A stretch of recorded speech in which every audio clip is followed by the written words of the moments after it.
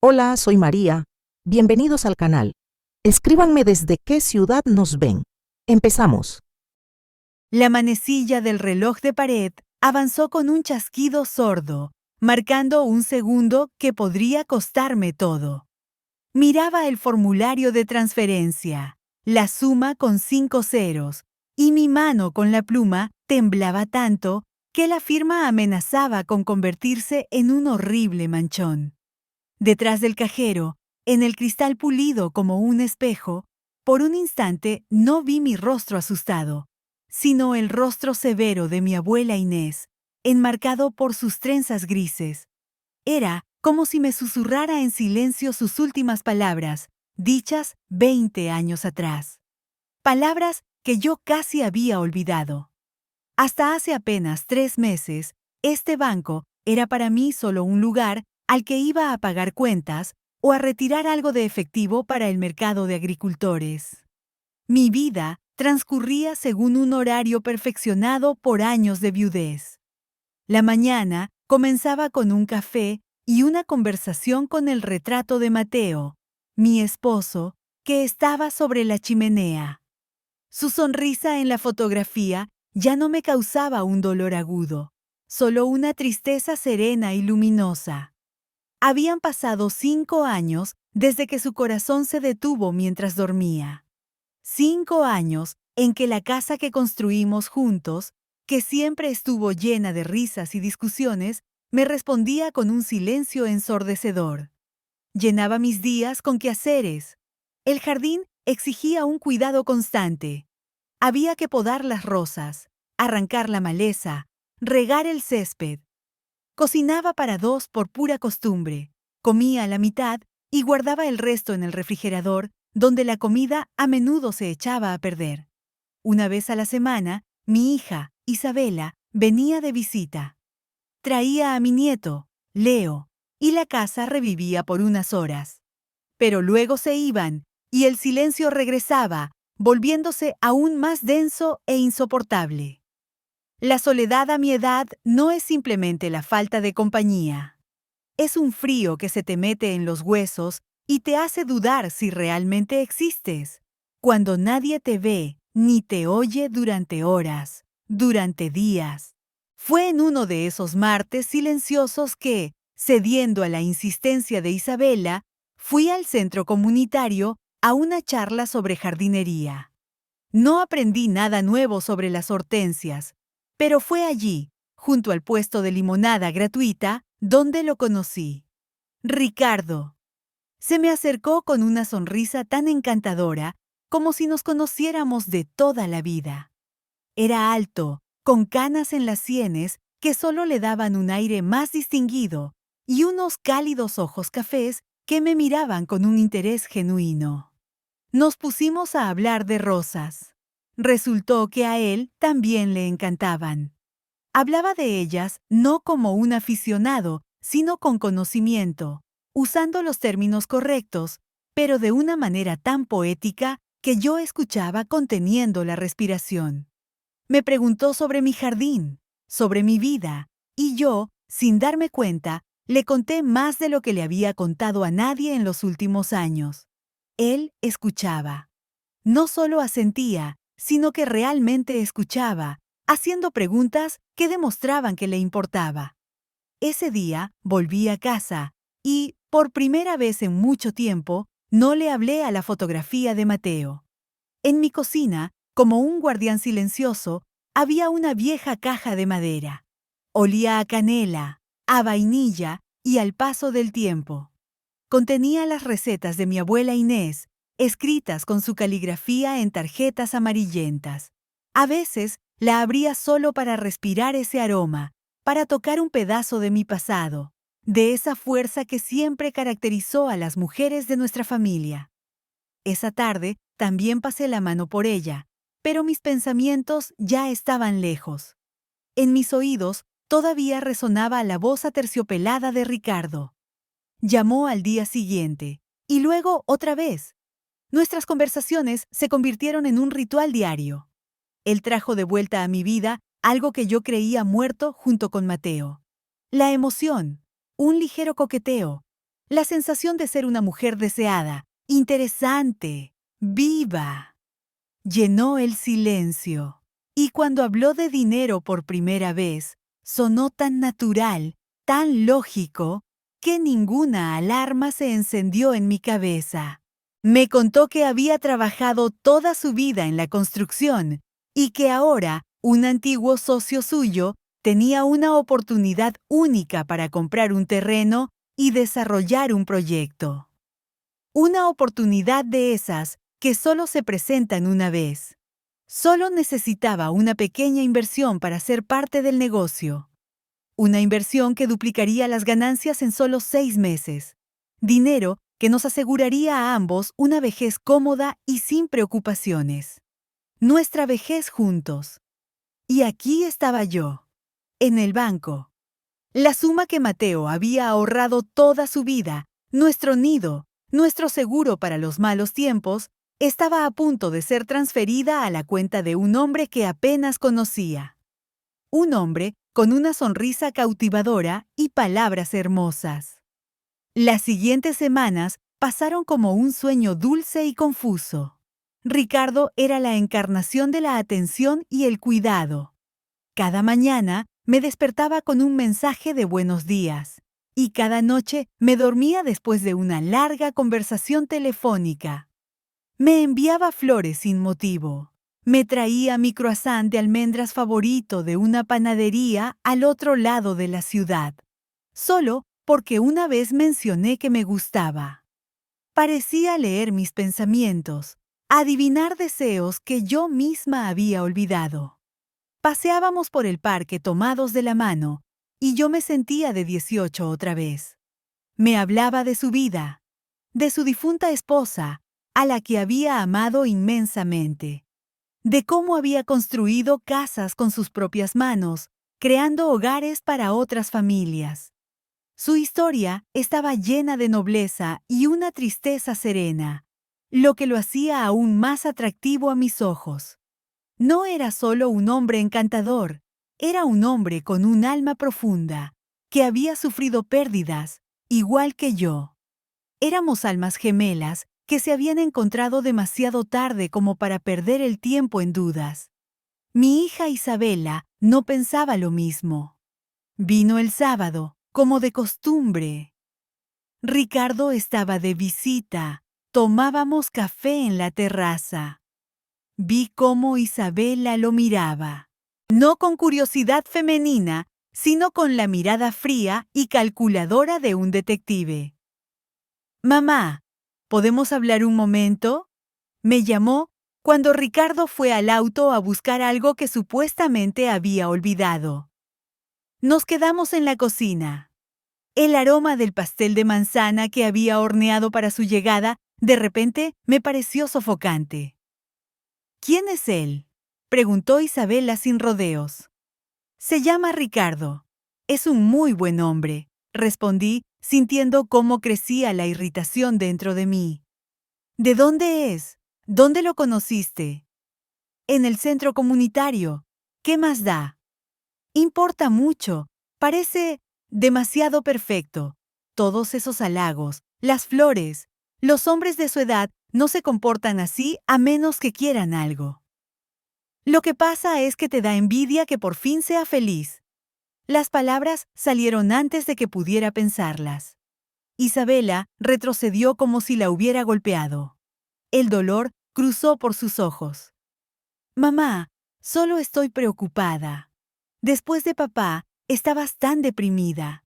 Tengo miedo de que alguien se aproveche de eso». «No soy una niña indefensa, Isabela. Puedo decidir por mí misma en quién confiar». Nuestra conversación fue interrumpida por el regreso de Ricardo. Entró con un ramo de flores silvestres en la mano y su sonrisa de siempre. La tensión en la cocina era tan densa que se podía cortar con un cuchillo. Pero él pareció no darse cuenta. O fingió no darse cuenta. Le entregó las flores a Isabela diciendo: «Para la hermosa hija de mi hermosa Xiomara». Isabela le dio las gracias secamente, y el resto de la visita transcurrió en un silencio tenso. Cuando se iba, me abrazó más fuerte de lo normal y me susurró al oído: «Por favor, ten cuidado. Me enojé. Me enojé por su desconfianza, por su intento de controlar mi vida. ¿Acaso no merecía un poco de felicidad después de todos estos años? ¿Por qué no podía simplemente alegrarse por mí? Me sentí traicionada por mi propia hija». Ricardo, al quedarse a solas conmigo, me rodeó los hombros con su brazo. «¿Un día difícil?», preguntó suavemente. Asentí, sin poder hablar. Ella solo te quiere y tiene miedo de perderte. Lo entiendo perfectamente. Con el tiempo, verá que mis intenciones son puras y me aceptará. Solo tenemos que darle tiempo. Sus palabras fueron un bálsamo para mi alma. Era tan sabio, tan comprensivo. No se enojó, no se ofendió. Estaba de mi lado. Esa noche me sentí más unida a él que nunca. Era mi protector, mi aliado contra un mundo que, según me parecía, no quería aceptar mi felicidad tardía. Pasó otra semana. Ricardo se convirtió en una parte esencial de mi hogar. Su cepillo de dientes apareció en mi baño. Su suéter colgaba del respaldo del sillón en la sala. Hablaba de nuestro futuro como si ya fuera un hecho. De una casita junto al lago, de viajes por Europa, de cómo nos sentaríamos en la terraza, cubiertos con la misma manta, viendo el atardecer. Y yo le creía cada palabra. Quería creerle. Fue entonces cuando volvió a hablar de dinero. Esta vez, su voz era seria, incluso un poco preocupada. Estaba sentado frente a mí en la mesa de la cocina, sus manos rodeando una taza de té que ya se había enfriado. «Xiomara, querida», comenzó, «¿recuerdas que te hablé del terreno? Mi socio llamó hoy. Ha aparecido otro comprador y está dispuesto a pagar más. Tenemos que actuar rápido o perderemos nuestra oportunidad. El plazo es hasta el final de la semana». Sentí un vuelco en el corazón. Hasta el final de la semana. Era muy pronto. Sentí un escalofrío recorrer mi espalda a pesar del calor de la cocina. «Ricardo, no sé. Son todos los ahorros de Mateo. Es todo lo que tengo. Él trabajó tan duro». Él cubrió mis manos con la suya. Su palma era cálida y seca. «Entiendo tu miedo, mi amor, y respeto la memoria de Mateo más de lo que te imaginas. Por eso mismo no quiero gastar ese dinero, sino multiplicarlo. Crear algo nuevo, sólido. Para nosotros. Créeme, nunca te pediría esto si no estuviera 1000% seguro. No es solo dinero, Xiomara. Es nuestro boleto a una nueva vida. A nuestra vida. ¿Confías en mí?». Me miró directamente a los ojos. Su mirada era tan sincera, tan abierta. Reflejaba súplica y esperanza. ¿Cómo podía decirle que no? Decir que no significaba destruir todo lo que había entre nosotros. Decir que no significaba darle la razón a Isabela. Decir que no significaba volver a mi vida silenciosa y gris. «Sí», susurré. «Sí, confío en ti». Una sonrisa de alivio floreció en su rostro. Me atrajo hacia él y me besó. «No te arrepentirás, te lo prometo. Te haré la mujer más feliz del mundo». Esa noche no pude dormir. La ansiedad era casi física. Se instaló en mi estómago como un nudo frío y pegajoso. Me levanté a tomar agua. La luz de la luna inundaba la cocina y mi vista se posó en la caja de recetas de mi abuela. La abrí y el aroma a canela y madera vieja me trajo una oleada de recuerdos. Tenía unos 10 años. Una calurosa tarde de agosto en la granja. El aire vibraba por el calor. Olía a tierra seca y heno. Habían contratado a un nuevo trabajador, un joven llamado Juan. Era alto, de cabello negro, con una sonrisa de dientes blancos y hoyuelos en las mejillas. Todas las chicas de los alrededores suspiraban por él. Era un maestro de los halagos. Doña Inés le decía a mi abuela. Sus empanadas podrían hacer que los ángeles bajaran del cielo. Mi abuela solo resoplaba, pero yo veía cómo lo observaba, entrecerrando sus ojos sabios. Un día, mi abuelo le pidió a Juan que le ayudara a reparar una cerca en el pastizal más alejado. Yo lo seguí, llevando una jarra de limonada. Mi abuelo clavaba los postes metódicamente. Sus manos, cubiertas de venas y callos, se movían con seguridad y fuerza. Juan, en cambio, se apoyaba más en la pala de lo que cavaba, secándose constantemente un sudor imaginario de la frente y contando historias de sus aventuras en la ciudad. Después de una hora, dijo que le dolía la espalda por el trabajo desacostumbrado. Esa noche, en la cena, cuando nos quedamos los tres, mi abuela le dijo a mi abuelo: «Esteban, despide a ese muchacho, no sirve para nada». Mi abuelo protestó: «Inés, ¿pero qué dices? Es un buen chico, divertido, sociable». Mi abuela puso un plato de arroz con pollo sobre la mesa y miró a mi abuelo. «Tiene las manos perezosas y la sonrisa mentirosa», dijo con firmeza. «Las manos siempre dicen la verdad. Sus manos buscan una vida fácil. Fíjate en lo que una persona hace, no en lo que dice». En ese momento no entendí del todo sus palabras, pero las recordé. Una semana después, atraparon a Juan robando gallinas de los vecinos. Mi abuela tenía razón. Me sacudí, regresando del pasado a mi cocina silenciosa e iluminada por la luna. Empecé a hojear las tarjetas amarillentas. Una se me cayó de las manos. La receta de un simple pan de campo. En el reverso, escrito con su caligrafía familiar y ligeramente inclinada, decía: «Mira las manos de una persona, no su sonrisa. Las manos hacen, la sonrisa esconde». Me senté en la silla, sosteniendo la tarjeta con dedos temblorosos. No era solo un recuerdo, era un legado. Y yo estuve a punto de traicionarlo. La sonrisa de Ricardo era impecable. Pero, ¿qué sabía yo de sus manos? A partir de ese momento, me convertí en una observadora. Me transformé en una espía en mi propia casa.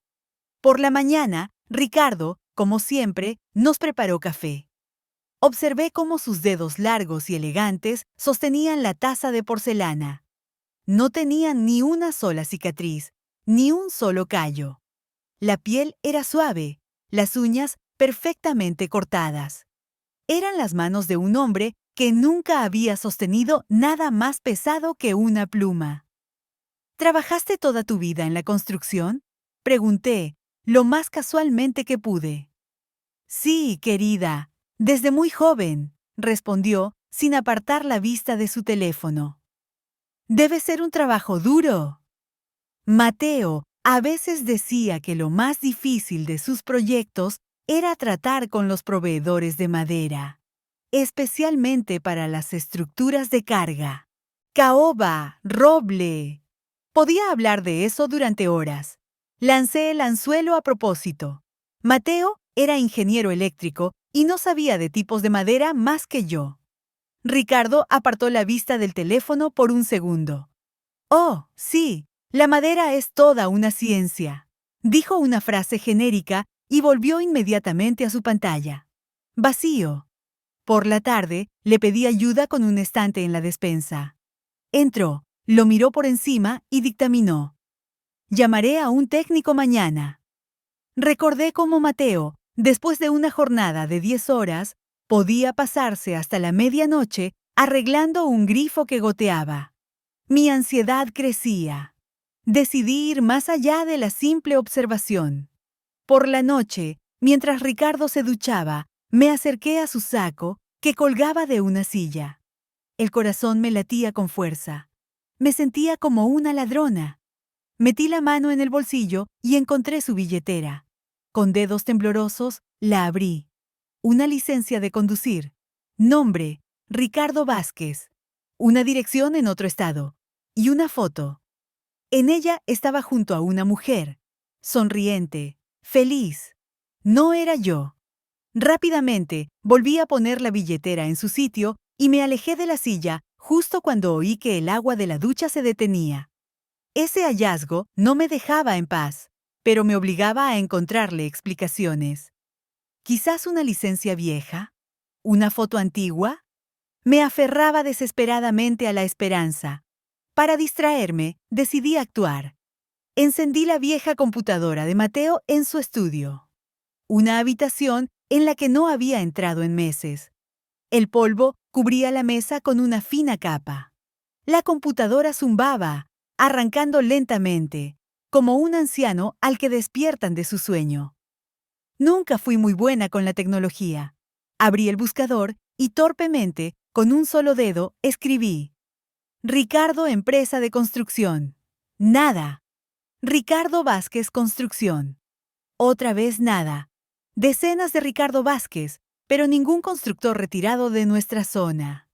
Solo vacío y páginas que no tenían nada que ver con él. Me quedé sentada en el estudio polvoriento, mirando la pantalla parpadeante, y un presentimiento helado me oprimió el corazón. Ya no era solo intuición. Era la ausencia de hechos donde deberían haber estado. El jueves por la mañana, un día antes de la cita en el banco, Isabela apareció sin avisar.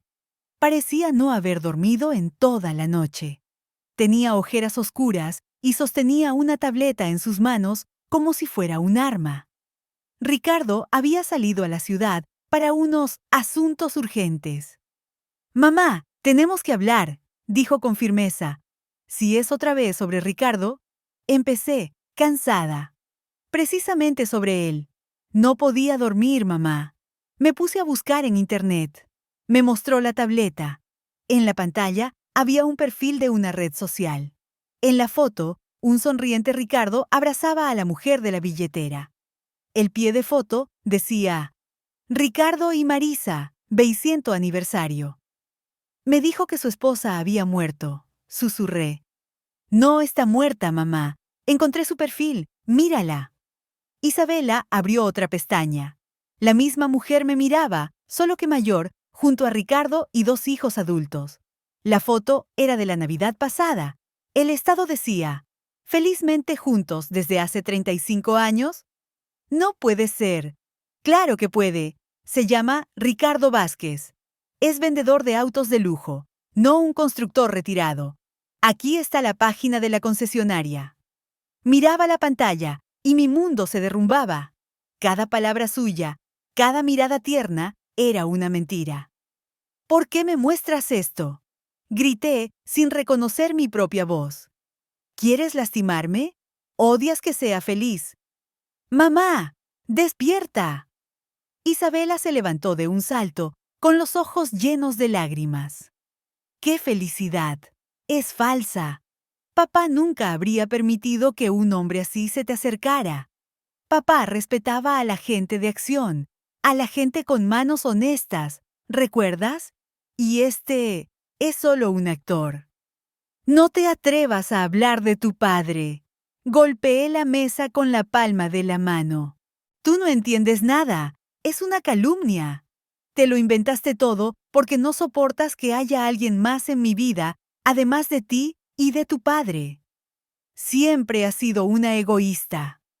Isabela me miró largamente, con una mezcla de dolor y lástima. En el umbral de la puerta se dio la vuelta. Te quiero, mamá. Y cuando ese hombre te rompa el corazón y te vacíe la cuenta del banco, te seguiré queriendo. La puerta se cerró de golpe. Me quedé sola. Me imaginé a Isabela conduciendo, con las lágrimas nublándole la vista. Llegando a casa y su esposo, Marco, preguntándole: ¿Y bien? Y ella negando con la cabeza. No me cree, la tiene completamente engañada. Marco, no es por el dinero, temo por su corazón. Esa escena imaginaria me dolió más que el propio engaño de Ricardo. Pasé el día siguiente como en una niebla. Caminaba por la casa vacía, donde cada objeto gritaba mi traición, a la memoria de mi esposo y al amor de mi hija. Miraba el teléfono esperando una llamada de Isabela, pero no sonaba. Yo misma la había alejado. Estaba completamente aislada, y pronto regresaría el hombre que había creado ese aislamiento. Cuando Ricardo regresó, yo ya me había recompuesto. Tenía que seguir con mi papel. Entró, radiante con su falsa sonrisa. Todo listo, querida. Mañana a las 10 de la mañana vamos al banco. Nuestro último paso hacia una nueva vida. Esa noche me llevó a un restaurante, supuestamente para celebrar nuestro futuro. Pidió un vino caro, brindó por nosotros, por nuestra nueva vida. Por Xiomara, proclamó, levantando su copa, una mujer que no tuvo miedo de abrir su corazón de nuevo. La gente en las mesas vecinas nos miraba con una sonrisa. Me sentí como una pieza de exhibición en un museo de mentiras. Estuvo especialmente tierno toda la noche, y entendí que era su último ataque, diseñado para adormecer mi vigilancia antes del paso final.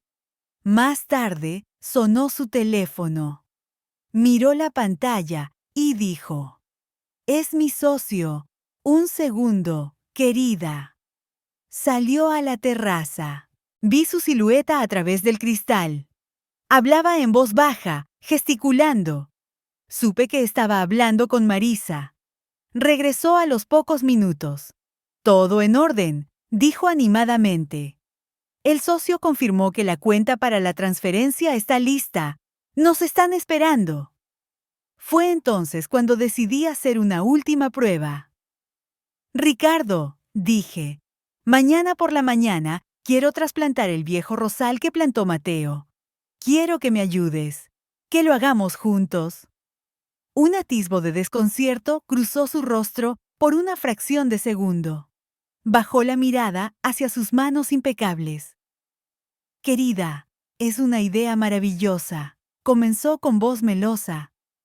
«Pero, ¿mañana por la mañana? Tenemos el banco. Mejor contratemos a un jardinero la semana que viene. Y nosotros nos quedamos a su lado, supervisando». Esa fue la respuesta. Definitiva e irrevocable. Su negativa no era solo pereza, era desprecio por la vida que yo había llevado. Sus manos debían permanecer limpias. Tan pronto como Ricardo se durmió, me deslicé fuera de la cama. Encontré el número de Isabela. Los tonos de llamada sonaban ensordecedores. «¿Mamá? ¿Pasó algo?», respondió la voz somnolienta de mi hija. «Isabela», susurré, y mi voz se quebró. «Perdóname. Por favor, perdóname. Tenías razón, tenías toda la razón». Hubo un silencio. Luego escuché un suspiro de alivio mezclado con un sollozo. «Mamá, estaba tan asustada. ¿Estás bien?»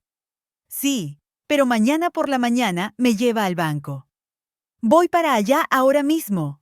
«No, no vengas. Él está aquí. Dime qué hago». «De acuerdo, escúchame». Encontré al amigo de papá, el detective Miller. Trabaja en la unidad de delitos económicos. Lo llamé hoy. Dijo que es una estafa romántica clásica. Dijo que llevan tiempo siguiendo casos similares. Para arrestarlo, necesitan atraparlo en el acto. Tienes que ir al banco con él, mamá. «No podré». «Sí que podrás. Mamá, recuerda a la abuela Inés. Eres la mujer más fuerte que conozco. Ya hablé con el gerente de tu sucursal, el señor Davis. Él preparará todo. Habrá agentes de Miller vestidos de civil en el banco. Tu trabajo es simplemente llevarlo hasta el final». «De acuerdo», exhalé. «Podré hacerlo. Estaré esperando en la cafetería de enfrente.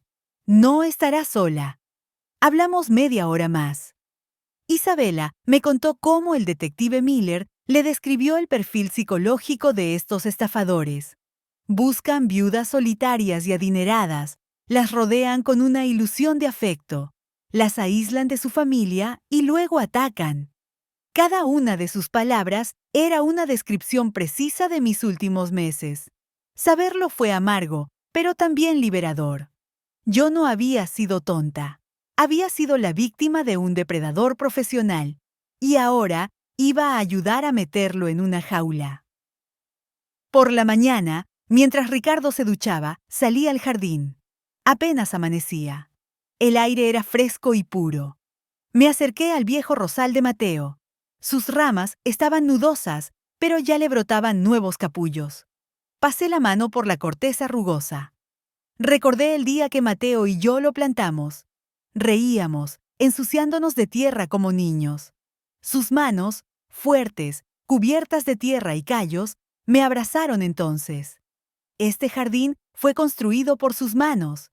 Esta casa fue construida por sus manos. Toda mi vida fue construida por sus manos honestas y trabajadoras. Ricardo, con sus manos limpias y suaves, no tenía derecho a destruir nada aquí. Esa hora de silencio en el jardín me dio más fuerza de la que podría haber imaginado. No me estaba despidiendo de la vida, sino de una ilusión. Y me estaba reencontrando a mí misma. El viaje al banco fue el más largo de mi vida. Ricardo no paraba de hablar de nuestro futuro. Yo estaba sentada a su lado, mirando por la ventanilla y respondiendo con monosílabos. Eché un vistazo a la cafetería de enfrente. En una mesa junto a la ventana estaba Isabela. Asintió casi imperceptiblemente. Dentro del banco, todo parecía ir en cámara lenta. Vi a un hombre en jeans leyendo un folleto.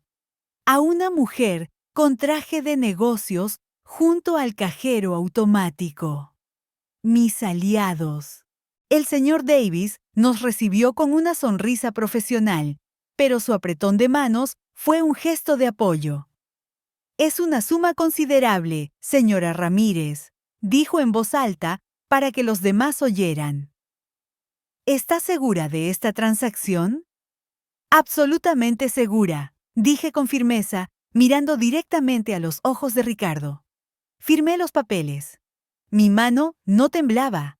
Pensaba en las manos de mi abuela, de mi esposo, en mis propias manos. Manos honestas que creaban, no destruían.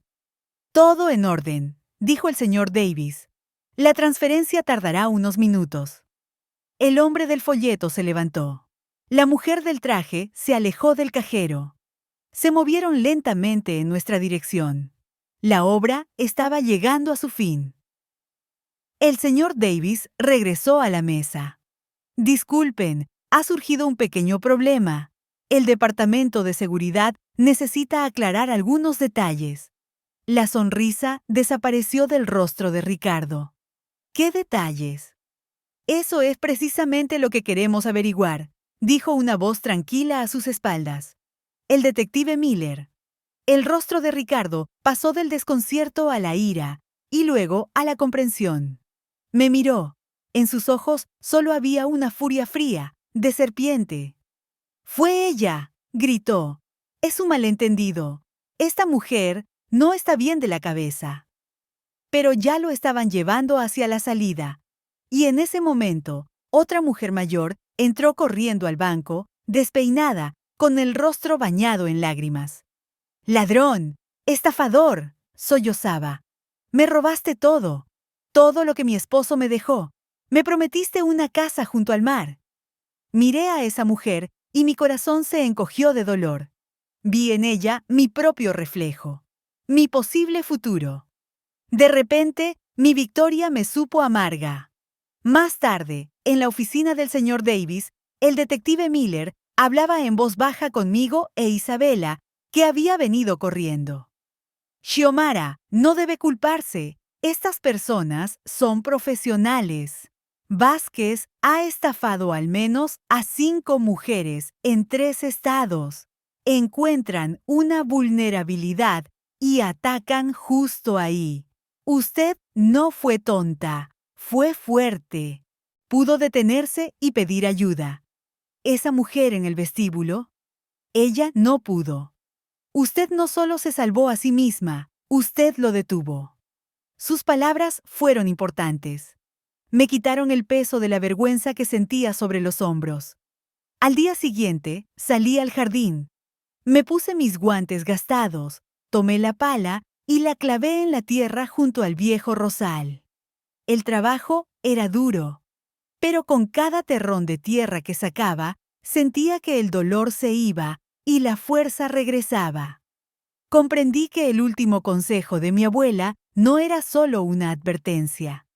Era una lección sobre los valores, sobre cómo lo auténtico se construye con esfuerzo, no con palabras bonitas, sobre cómo el amor no se mide en halagos, sino en la disposición a ensuciarse las manos para ayudar a quien tienes al lado.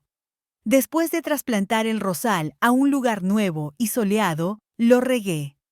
Tenía las manos cubiertas de tierra, con suciedad bajo las uñas. Ya no le temía al silencio. Estaba en casa. Era libre. Y sabía que todavía quedaba mucho trabajo por delante, tanto en el jardín como en mi alma. Pero ahora tenía la fuerza para hacerlo.